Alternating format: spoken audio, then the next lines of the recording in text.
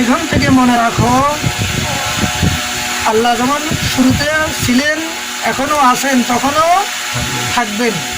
আউয়াল আখির জাহের বাতেন, সর্বত্রই আল্লাহ আছেন।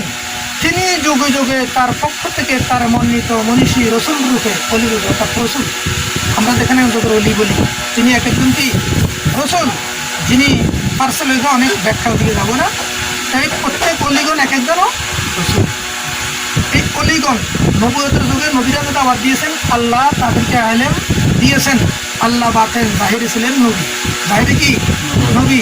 ফুল যেমন জাহের, রসুল জাহের, ফুলের ভিতরে গ্রান, সেটা ছিল কি বাতেন, সেটা আল্লাহ, সেটা কি আল্লাহ। ঠিক এইভাবে আমার রসুলের ভিতর থেকে আল্লাহ কথা, ঠিক অলি আল্লাহর ভিতর থেকে আল্লাহ কথা বুঝাইতে পারছি।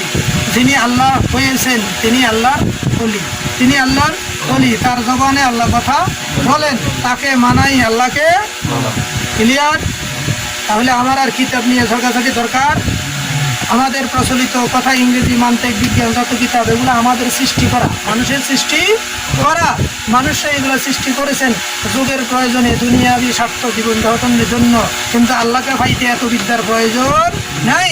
আল্লাহকে পাওয়ার জন্য তোমার আত্মশুদ্ধির প্রয়োজন, অলি আল্লাহর সোহবত প্রয়োজন, রসুলগণের সোহবত প্রয়োজন। সেই সহবতের মাধ্যমে, সঙ্গ দেওয়ার মাধ্যমে তুমি তার থেকে প্রকৃত প্রশিক্ষণ নিয়ে তোমাকে শুদ্ধ করবে। আত্মশুদ্ধির মাধ্যমে তুমি মাওলার দিদার লাভ করতে পারবে। মাওলা পাইলে তোমার আর কিছু বাকি থাকবে না। তাহলে আমাদের মেইন প্রয়োজন হলো আল্লাহকে পাওয়া।